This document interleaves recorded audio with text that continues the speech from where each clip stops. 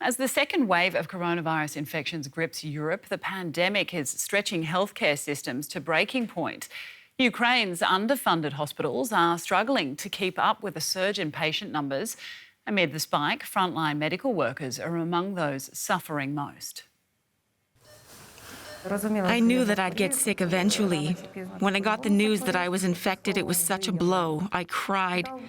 I'd done all I could to stay safe. This place is my baby. No one ever saw me here without a mask. My name is Olena Kravchuk. I'm a senior doctor here at the hospital in Lyubar. Most of the doctors and nurses here have gone through COVID. We had a big outbreak here in the town, with as many as 58 new patients in just one day. Many of them were very ill. I'm a neuropathologist by training, but I had to learn how to operate a ventilator. There was no choice. A patient was dying, and I didn't know what to do. I did some reading and called my husband, who's an anesthetist. He was telling me what to do over the phone, on the loudspeaker. And it worked. It's hard to explain just how happy I was.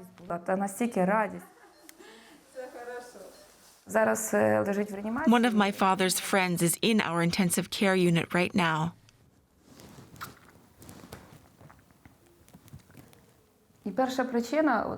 You're always aware that your own parents could soon be patients here. And then I got infected myself. It was scary, really scary. I had seen what COVID can do. I was lucky I didn't get pneumonia and was back at work 2 weeks later.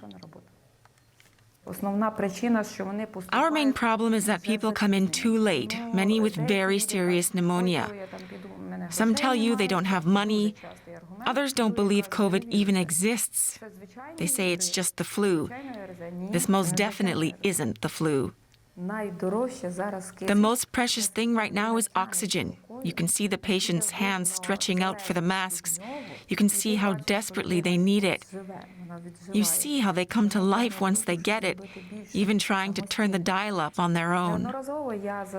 I go to bed imagining what would happen if we run out of oxygen supplies. I'm sure it will happen eventually. Will we have to slam the doors shut in patients' faces and tell them we've run out? I'm joined now by DW correspondent Nick Connolly in Kiev. Nick, some very dramatic scenes there. Tell us, how dramatic is the situation in hospitals across the country? Good morning, Rebecca. Well, it is extraordinarily difficult. We've seen cases here up to about 14,000 new cases every day. That's double what it was just a month ago.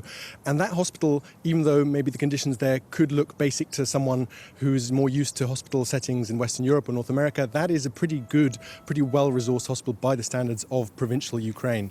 This is really a country with huge discrepancies between the big cities and the smaller towns and villages. As we heard there from that doctor, oxygen is a big problem. This is not a disease that doctors are able to treat right now. This is about keeping people going while their body deals with this viral infection. And that doctor told us that their hospital, their supplies of oxygen, they are lasting for they have extra supplies for a couple of hours. So if those supplies, if those trucks bringing oxygen from the nearest big town were to stop, if there was cold weather and that truck were to break down, they would really have to make choices about who would get oxygen. It's not about that, just about that. It's also about medical staff. This is a country where doctors are not paid well, even by local standards. Thousands of doctors have left for neighbouring countries, and they're really running out of people to look after all these people. That doctor in our report, she is a neurologist having to learn on the job while saving people's lives how to operate a ventilator. So this is really a situation that isn't looking good and that is getting more difficult as this winter season increases. Indeed, and we've heard that some people don't even go to hospital because they may not have the money. How well does the health system work in general? So in theory, people do get free medical care. In practice, often they're expected to pay for drugs, pay for various materials. But this wasn't a system that was particularly strong and well-resourced at the best of times. So the kind of pandemic like this was obviously going to be a huge challenge anyway. I think this is also a bigger problem of governance. This isn't just about the ability of doctors with or without resources to treat this disease. This is about a national response in an infectious disease situation like this. And President Zelensky, Ukraine's president, will seem to have had a relatively good first wave of coronavirus. Understanding that the country didn't have the resources to treat or to track traces particularly effectively, he basically closed down this country for months at a time in the spring. The metro here in the capital Kiev was out of operation for weeks at an end. All businesses were shut. And now basically the country's decided, or the government has decided, that they can't afford a rerun of that. They don't have the money to give businesses and to give employees money to stay at home. And so we now have a situation where there's basically a kind of symbolic quarantine on weekends, businesses shut on weekends. In practice, lots of big cities outside of Kiev have told the central government to get lost and are basically continuing as usual. And lots of people are thinking about their business survival and bankruptcy rather than the actual infection numbers that are jumping up here. So very difficult winter in the weeks ahead. Yeah, very difficult situation indeed. DW correspondent Nick Connolly, thanks very much. Well, let's take a look at some other developments in the pandemic. Chile has reopened its borders to international visitors after an 8-month shutdown. Arriving passengers will have to present evidence of a recent negative test and undergo a 2-week surveillance period. China says it's ramped up its testing of frozen foods. Authorities say it comes after they repeatedly found traces of the coronavirus on imported products and their packaging. And Spain says it will begin a comprehensive vaccination program in January. Prime Minister Pedro Sanchez says a, quote, substantial part of the population will be able to be vaccinated in the first 3 months of the year.